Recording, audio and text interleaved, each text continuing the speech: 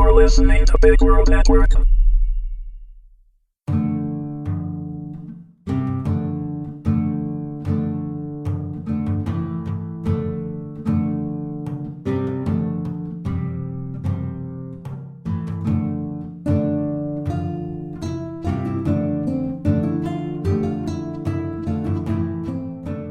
Skyfire, Episode 11, written and read by Arthur W. Johnson.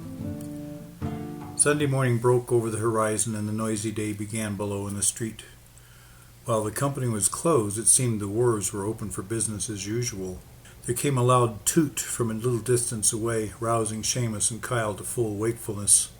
"Do you want to explore some more while we have the chance?" Kyle asked in the nearly dark room when he heard Seamus rustle. "Sure," Seamus replied, "though I can't believe there is much more to see." Kyle had stumbled to the lantern and raised the wick to brighten the room. He turned to his friend and said, "Don't kid yourself. We've barely scraped the surface." They got themselves ready and descended to the street below in time to hear a tooting from the East River.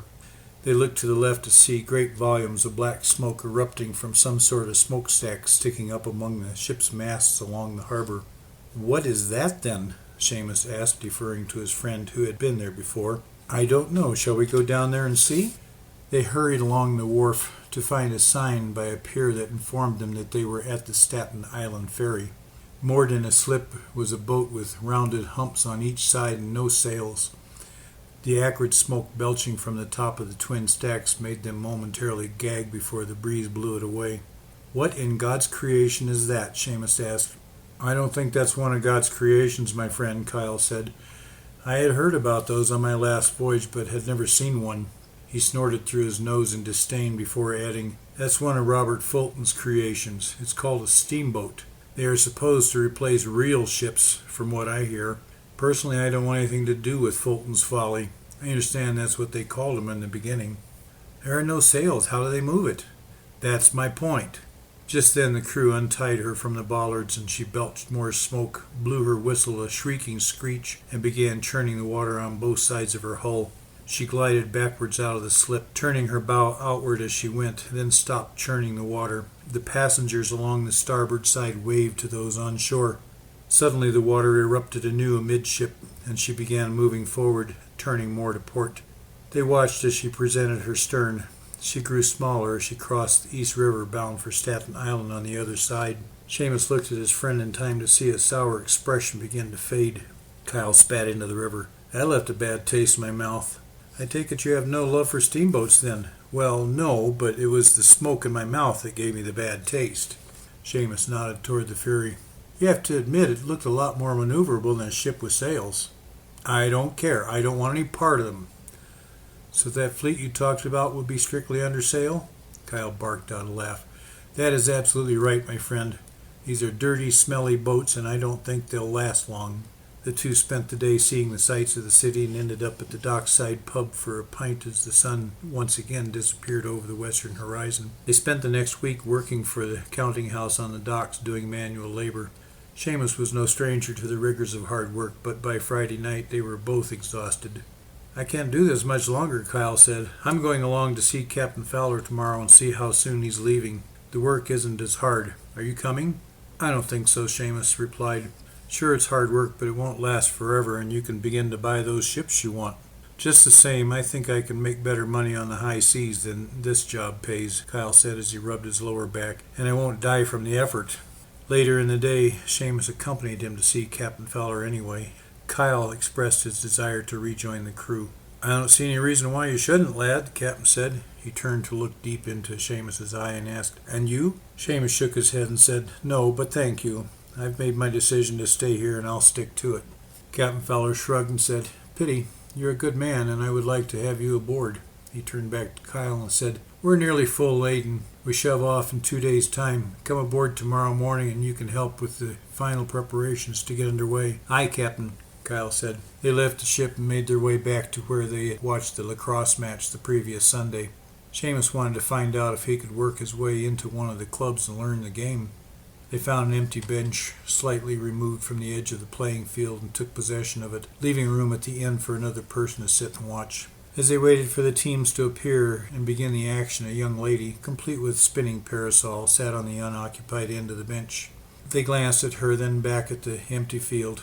Kyle gave her a second look, then a third that stretched into a stare. Seamus tried to get his attention, but he didn't seem to hear him. The young lady glanced at Seamus when he spoke, then looked Kyle full in the face. "You're staring at me," she said coyly. "It's impolite to stare, you know." Kyle shook his head. "I'm sorry, I didn't mean anything disrespectful. You're so pretty, though." She blushed. He stuttered. Seamus nervously moved a little farther down the bench. Kyle held out his hand to her. "I'm Kyle Owens," he said, "and this is my friend Seamus O'Flaherty." She cautiously shook his hand and said, "I'm Marta Fairbanks. I'm pleased to meet you." Kyle looked into her blue eyes, then up at her golden hair. He still held her hand, which she was trying to extract from his grip. He finally noticed and let go as he blushed. "I'm sorry," he said. "I don't know what came over me." "It's all right," she said. "I have another." "You have another what?" he asked, still staring at her. "Hand," she replied. "Good, good," he said distractedly, not hearing that she had made a joke. Seamus burst out laughing and broke the spell. Kyle turned to him and asked, "What's so funny? Did I miss a play?" "Oh, yes, my friend, you certainly did," Seamus said. "You go on with your game, because there isn't room on your field for three. It seems they don't play lacrosse on Sundays. I'll see you back at the rooms." "Fine," Kyle said, still in a fog and having no idea what Seamus was on about. Monday morning arrived, and Seamus was alone in the nearly darkened room. He stumbled to the lantern and raised the wick. Kyle's bed had not been disturbed. The man was missing. Seamus got himself shaved and off to the work at hand. It was the kind of day that was so busy it seemed to be over before it began. He was returning along the wharf to his room when he was hailed from above. He looked up to see Captain Fowler waving down at him. "Ahoy, Captain," Seamus said as he waved back. "Did Kyle sleep aboard the ship last night?" "Nay, lad, nor has he shown up today. I was about to ask if you had seen him." "I'm afraid not. His things are still in the room, but he hasn't been there. We shove off tomorrow with or without him. Would you consider taking his place if he doesn't show?" "I'm afraid not, Captain. I'll try to find him tonight if I can." "Thank you, lad. Can't ask any more than that," he said as he started to turn away. He turned back and he said, "And lad?" "Aye?" "Keep writing." "I will, Captain." Seamus changed course and beat a hasty path for the place men played lacrosse, only to find it deserted. There were obviously no matches on weekdays, only Saturdays. There was also no sign of Kyle or the girl. What was it she called herself? Oh, yes, Marta Fairbanks. She was very pretty, and Seamus could see how Kyle would be overcome with her beauty. He hoped that wasn't the reason for his disappearance, though. How would he tell Captain Fowler that his worthy crewman had jilted him for a member of the fairer sex? He sat down on the same bench and wondered what he should do. Maybe he should wait for a while. Kyle would appear. It was a mild evening after all, and he had not sat and just absorbed nature as it was meant to be enjoyed in some time. He must have dozed because he woke to the sound of feathers whooshing nearby. He looked over in the waning light to see an owl perched on the opposite end of the bench. It turned its head at the same time as he, and must have been startled by Seamus's movement because it took off and flew silently into the nearby trees. Seamus looked around and stood up in some alarm. He wondered how late it was getting and where his friend was. Maybe he's already back at the room. He would just go back and hope his friend had appeared. He didn't know where to find Kyle, so going on a one-man manhunt made no sense. He didn't know where the girl Marta lived, so that quest was out of the question. Next morning found him as alone as he had been on Monday. He was becoming concerned about his friend. When he reached the street, he saw that the Irish lassie was indeed in her final preparations for departure. He dashed across South Street and up the gangplank and asked the first man he saw where he could find the captain. Seamus hurried to the indicated location. "Captain, he still hasn't returned. I went looking for him like I said I would, and I couldn't find him." "Thank you, lad. I appreciate the effort. I'll have to sail without him if he doesn't show soon, though." "I understand. I'll keep an eye out, but I have to work, too." "It's all right, lad. Thank you." Seamus descended the gangplank for the last time, sad that he couldn't help the captain. His work for the day kept him pretty well on the dock, so he was a witness to the Snow's departure. He gave a final wave and was surprised to see someone on board acknowledge and wave back at him. Maybe Kyle made the sailing time after all. He felt a little better and went about his duties. At the end of the day, he looked up to see someone tearing around the corner and heading toward the Snow's empty berth. The figure stopped and stared at the void, raised his arms from his sides, and let them drop. He slowly turned and walked in Seamus's direction. As he got closer, Seamus saw that it was Kyle. His friend had not been the one on board waving back at him. "Where have you been?" Seamus asked in concern as Kyle drew near. "Ach, you wouldn't believe me if I told you," Kyle said. "I might," Seamus said as he pointed to the empty slip and added, "and by the way, you missed your sailing." "I can see that," Kyle said as he blew air out his nostrils. "So where were you?" "Marta made me completely forget what day it was, lad." Seamus winked at his friend. "Women can have that effect on a man, can't they?" "Oh, I thought it was still Sunday. We were playing and she was cooking for me, and she has her own flat, and—" Slow down, Seamus said, laying a hand on Kyle's shoulder.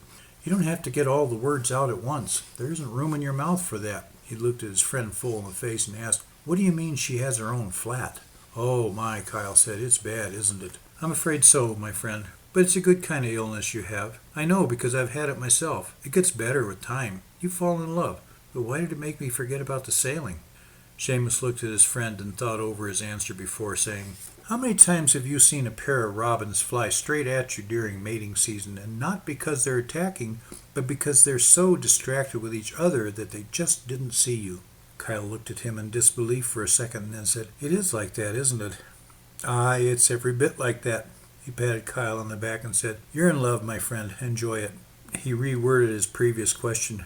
"Girls her age don't usually have their own flats back home. Why does she have her own place?" "Her doll lives out in the country, somewhere up in Connecticut, I think," she said. "She works in the city, so she stays here because it's easier." Kyle looked at their surroundings, then back at Seamus. "I guess I'm stuck here now, since the ship has sailed." "Oh well, I don't suppose it will be that bad with Marta to see from time to time." "That's the spirit, lad," Seamus said. "You'll be all right, and take my word for it, the hard work will make you stronger." The summer passed, and cooler weather was moving in on New York. With it came the smoke from many thousands of fireplaces and wood stoves. The soot in the air became so thick that the dock workers quipped about every other man having to spend the day parting the air so his partner could see to work. It was a standing joke that wasn't so funny when the persistent coughing began. One night, through a raspy throat, Seamus said to Kyle, "I've heard about the farms out in a place called Pennsylvania. The air has to be easier to breathe than this. Do you want to come along and try your hand at tilling the soil?" "Can't you just see me as a farmer?"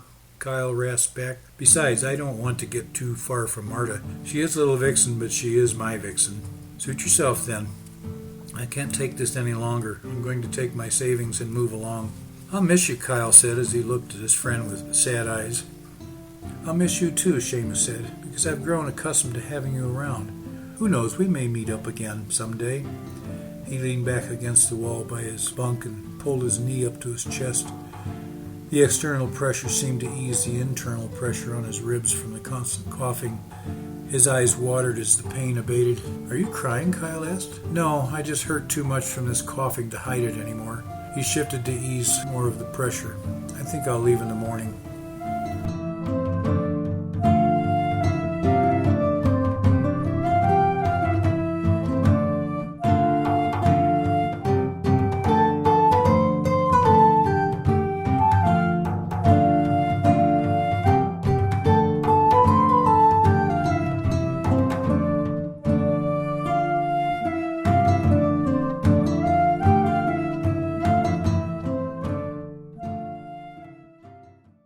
Music by Kevin MacLeod.